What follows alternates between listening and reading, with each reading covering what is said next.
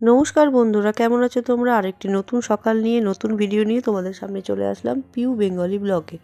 তো দেখো, শীত হোক, গরম হোক বা বর্ষা হোক, যে কোনো কালই হোক না কেন, আমাদের হাউস ওয়াইফদের কোনো ছুটি নেই, কোনো ঠান্ডা নেই, কোনো গরম নেই। আমাদের কিন্তু সারা জীবনই, সারা বছর ধরে এইভাবেই কাজ করতে হবে। আমাদের কোনো ঠান্ডা গরম বলে কোনো কিছু নেই।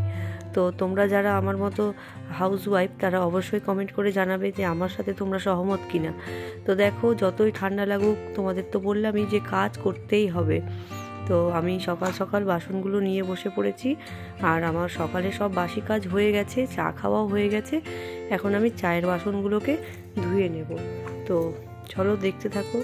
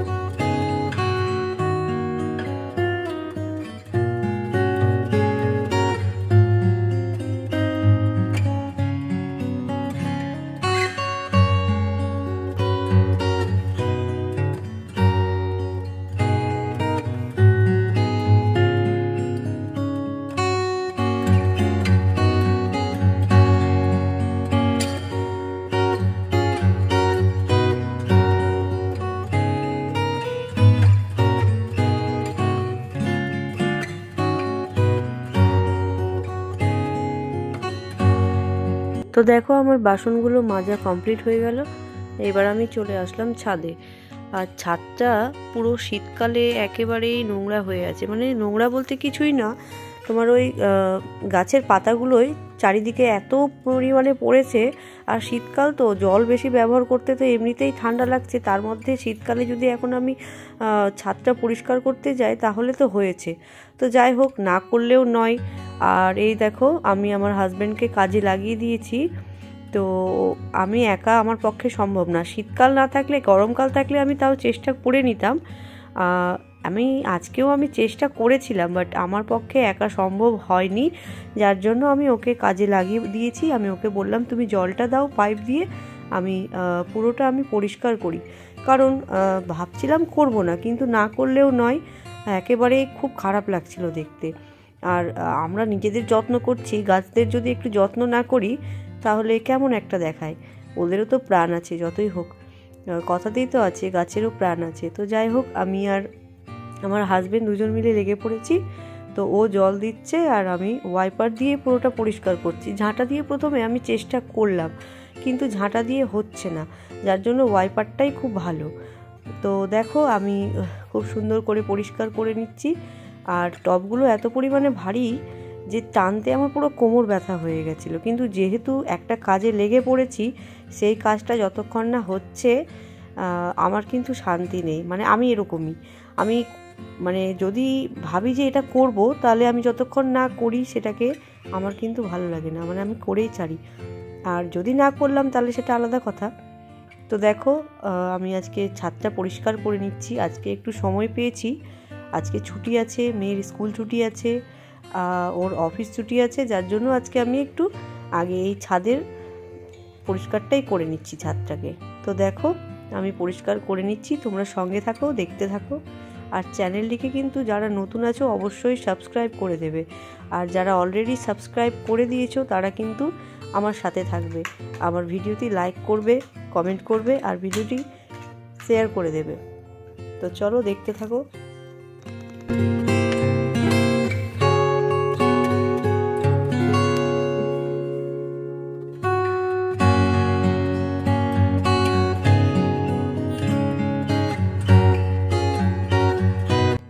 তো বন্ধুরা দেখো, আমার ছাদ পুরোপুরি পরিষ্কার করা কমপ্লিট। আর এখন গাছগুলোতে একটু করে জল দিয়ে দিচ্ছে। আর এই যে ছাদের ফাইনাল লুকটা দেখে নাও এবার তোমরা।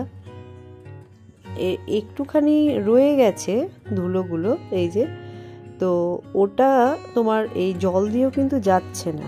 তো যার জন্য আমি ওকে বললাম তুমি ওটা ছেড়ে দাও, যখন শুকিয়ে যাবে তখন আমি ঝাঁটা দিয়ে ভালো করে ঝাড় দিয়ে দেবো। তো দেখো এখন কতটা পরিষ্কার লাগছে, নিজেরও ভালো লাগছে আর গাছগুলোরও একটু ভালো লাগবে আশা করি। তো দেখো তোমরা কমেন্ট করে জানাবে যে এখন ছাদটা কেমন লাগছে। এই দেখো সিঁড়িটাও পুরো ধুয়ে দিয়েছে। আর এই যে ছাদের ফাইনাল লুক। এইবার গাছগুলোকে একটু মনে হচ্ছে হ্যাঁ গাছের মধ্যে একটু প্রাণটা এসেছে। তো দেখো আমি ওই বালতিটার মধ্যে সমস্ত নোংরাগুলো তুলে রেখেছি, সকালে যখন নোংরার গাড়িটা আসবে তখন আমি সব দিয়ে দেব। আর এই জায়গাটাও একটু ধুয়ে নিয়েছি। তো দেখো এখন ছাদটা দেখতে কি সুন্দর লাগছে।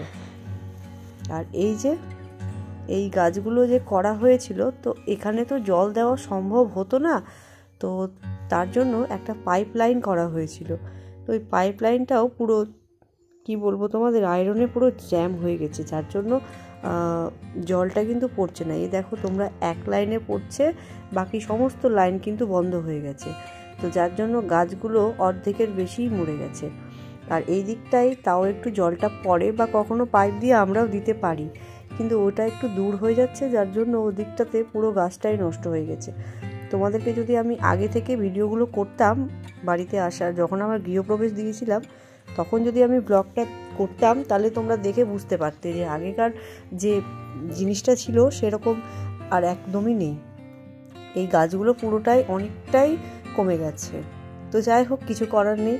আর এটা হচ্ছে আমার 3 তলার ফাঁকা জায়গাটা, মানে এখানে একটা রুম হতো, বাট আমরা রুম করিনি, যাই হোক ফাঁকাই রেখেছি। সবসময় 3 তলার ছাদে ওঠা সম্ভব না, কারণ সিঁড়ি এমনিতেই প্রচুর সিঁড়ি, আর ভালো লাগে না সিঁড়ি উঠতে।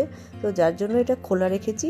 যখন শীতকালে রোদটা এখানে আসে তখন আমরা এখানেই একটু রোদটা গায়ে নিয়ে নিই। তো যাই হোক, এখন এই জায়গাটাও পুরো নোংরা হয়ে রয়েছে, তো আমি এই জায়গাটাও এখন পরিষ্কার করে নেব। তো দেখো আমি এখন এই জায়গাটা পরিষ্কার করে নেব। আসলে ওপরে সব ছাদটা পুরোটা পরিষ্কার করা হলো, তো ওই ছাদের ওই ধুলো তারপর পাতা ওই সমস্ত কিছু নিচে এসে পড়ে গেছে। তো এখন এই জায়গাটা অতটা কঠিন না, এটা আমি একাই পারবো। তো ও চলে গেছে ওর কাজে, আর মেয়েও নেই বাড়িতে, ও অ্যাবাকাসে গেছে, রবিবার করে অ্যাবাকাস যায়। তো দেখো আমি এটা পরিষ্কার করে দিচ্ছি।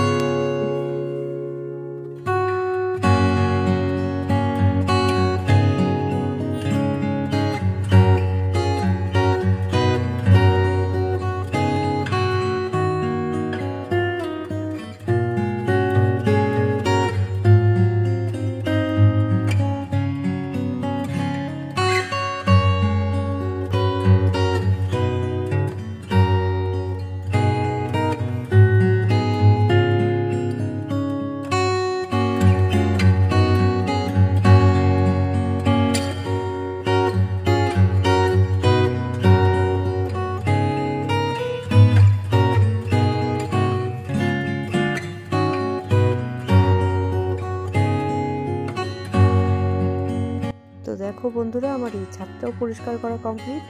আর এখন এটাও কত সুন্দর লাগছে, তোমরা অবশ্যই কমেন্ট করে জানাবে আমাকে। আর আমি কিন্তু বারবার বলি সব ভিডিওতে তোমরা কমেন্ট করে জানাবে, বাট তোমরা কিন্তু কমেন্ট করো না, যেটা আমার কিন্তু খুব খারাপ লাগে।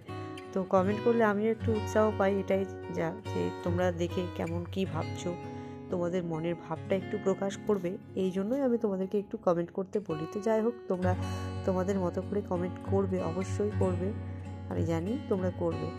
তো এই ভিডিওতে অবশ্যই কিন্তু তোমরা কমেন্ট করে জানাবে যে তোমাদের কেমন লাগলো। তো দেখো আমার এটাও কমপ্লিট। আর এখন আমি ওপরে এই জায়গাটা মানে আমার নিচতলা আর দোতলা কিন্তু আমার অলরেডি ঝাড় দেওয়া হয়ে গেছে, কিন্তু আমার ওপরটা ঝাড় দেওয়া হয়নি। আমি ওপরটা কিন্তু ঝাড় দিতে এসেছিলাম। ঝাড় দিতে এসে যখন আমি পুরনো মানে কাঁচা কাপড়গুলো, মানে যেগুলো কাপড় কালকে শুকোয়নি সেই কাপড়গুলো যখন আমি ছাদে গেলাম, তখন মানে ছাদে মেলতে যখন গেলাম আর কি, তখন আমি গিয়ে ছাদের এই অবস্থা দেখে কিন্তু আমি ছাদটা পরিষ্কার করতে শুরু করলাম। আর একবার তো বললামই যে আমি যেটা একবার ভাবি সেটা কিন্তু আমি করেই ছাড়ি। তো যাই হোক, এই সুযোগে আমার আজকে হয়েও গেল পরিষ্কার করাটা। করব করে কিন্তু আর হয় না। তো দেখো এখন আমি ওপরটা পরিষ্কার করে নিচ্ছি। ওপরটা আমি ঝাড় দিয়ে দিব। ঝাড় দিয়ে আমি সিঁড়ি দিয়ে পুরোটা নিচে নিয়ে চলে যাব। আর আমার নিচতলা তারপর একতলা পুরোটা তো আমার করাই হয়ে গেছে। তো যাই হোক, এটাই আমি করে নিচ্ছি, তোমরা থাকো সঙ্গে।